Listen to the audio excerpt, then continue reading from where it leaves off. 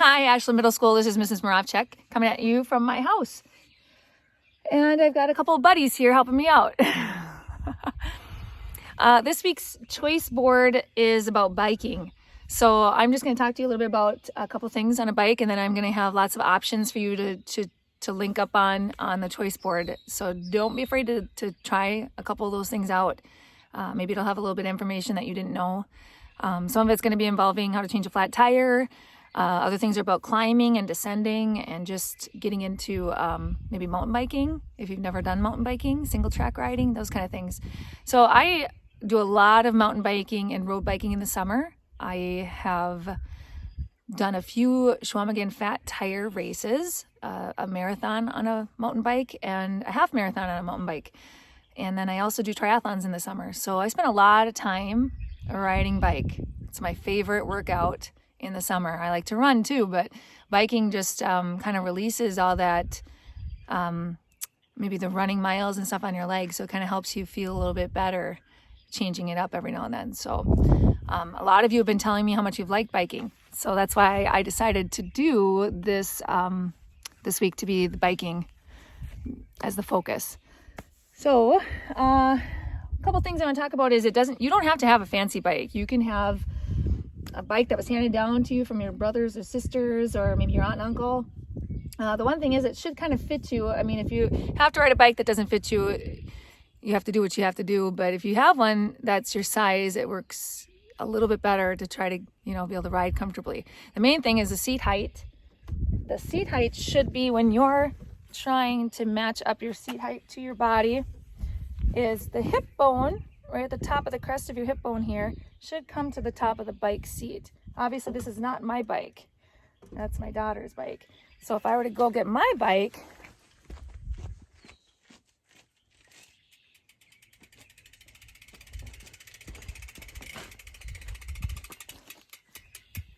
the top of that seat is going to be at the top of the bone right here.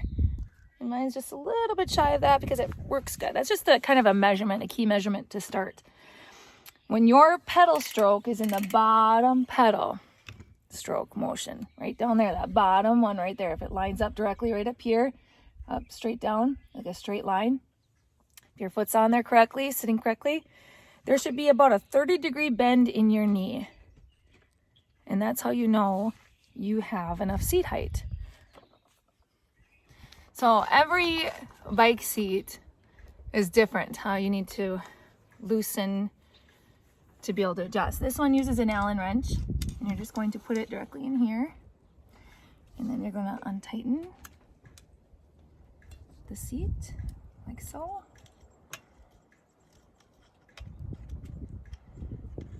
Now this should loosen up and it should move up. And you don't want to go too high because every seat has its limit. I'm just going to shimmy that back down. And remember, you want to try to find that hip bone height. And we'll just pretend like right there. And then you're just going to tighten her back up again.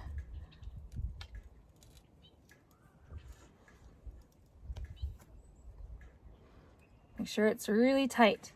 The last thing you want is for this to fall down when you're riding.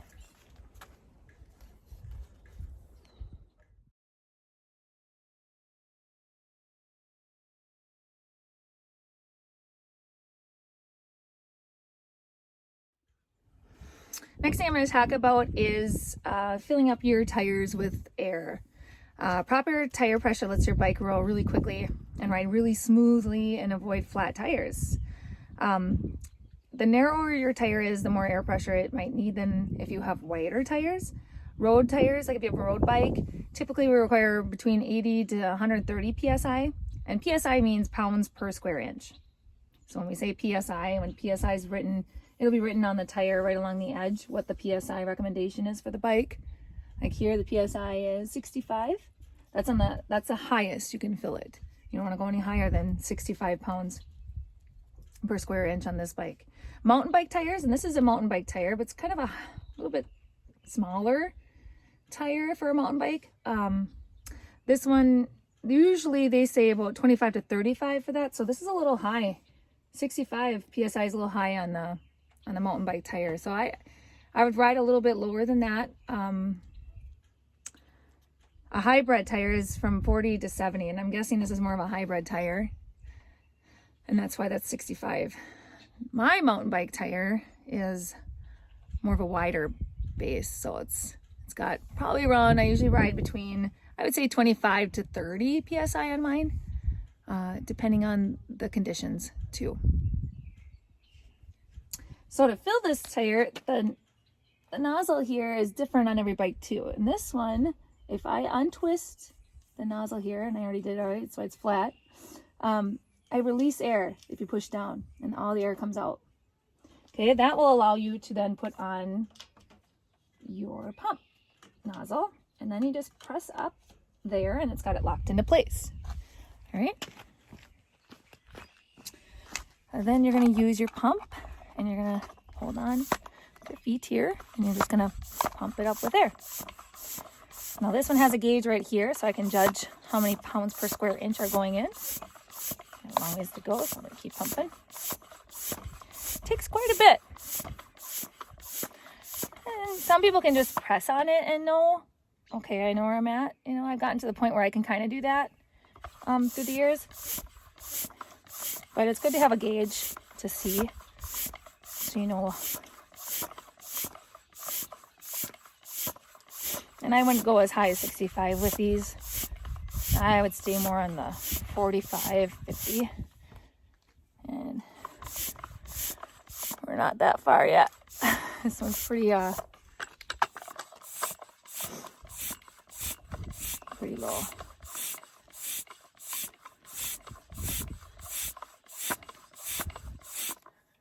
Yeah, it's feeling pretty hard too, and you know that too, but it's nice to have that gauge.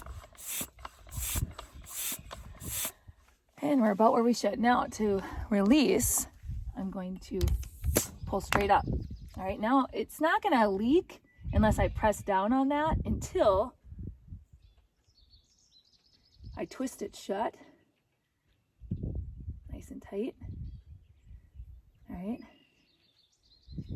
and then I just put the little cap on top.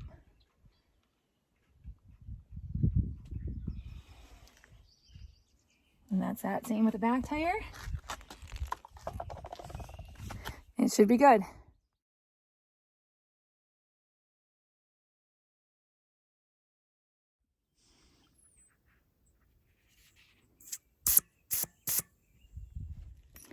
Some bikes are going to have this kind of nozzle, and you're just going to pump it up the same way I just showed you with the other one. It's just a little bit easier because you don't have to worry about it popping down. If you want to release air out of this one, you're just going to put your finger like that, and it's going to release out. So it's a little harder to release the air than the one I just showed you, but it has the same type of concept with filling it.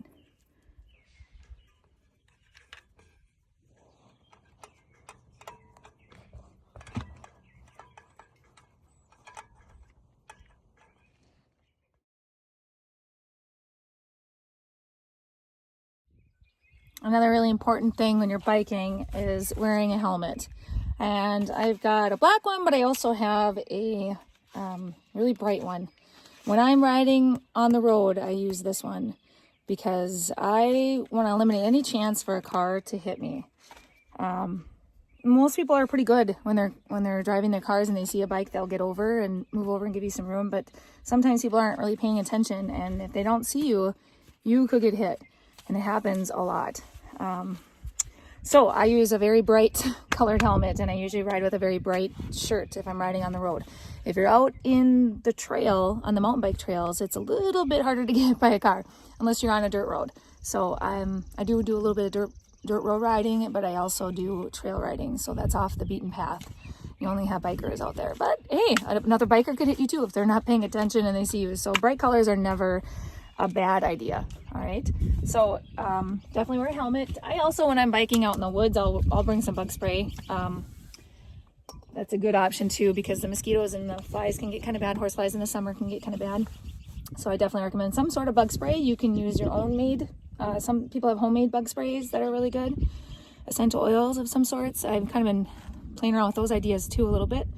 But I know that the wood ticks are kind of bad too out in the woods, so sometimes I'll put the off down by my feet and my sock area so that it kind of deters the wood ticks from coming up my leg or up my socks. And then I have used essential oils around my neck, and that kind of helps keep away the mosquitoes and things like that too. So a couple options there for you. All right, so we're looking at my bike seat. I have a little carrying case that I put on my bike seat, underneath my bike seat. It attaches in 3 different ways. I gotta shut this first, show you how it attaches. There's 3 components there, Velcroed to keep it on securely, because when you're biking on the trails and you're bouncing around, you don't want it to fall off. So the first one, I don't know, make sure you can see, slides into the grooves underneath the seat like that.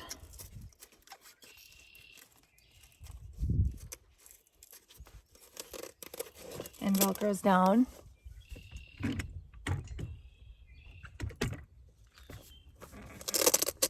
Like that to clip it on. And the same side, same thing goes on this side. And then the third one just attaches to the seat post. Just around there like that. And that's really secure. That's been on there forever. I haven't had to use it, thankfully, but it does come in handy. I put my car keys in here when I'm riding on the trail. I don't even know what's in here, to tell you the truth. This isn't my normal bike I bike with. This is the one I usually lend out to friends that come bike with me. I've got my essential oils bug spray. It's ironic. It still smells good, and it's still got a little bit in there. So that's the stuff I'll use up by my upper body. And then I've got air cartridges. That's if I get a flat tire.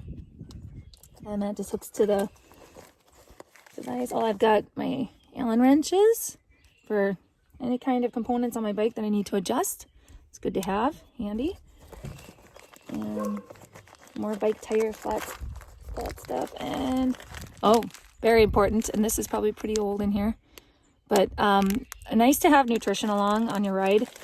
Some sort of granola bar.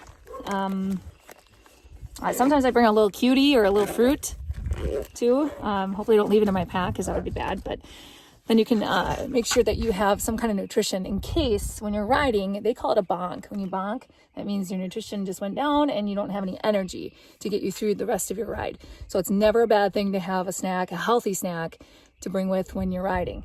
So that's really important. And drink. Make sure that you have a water bottle is super important to bring with on your ride.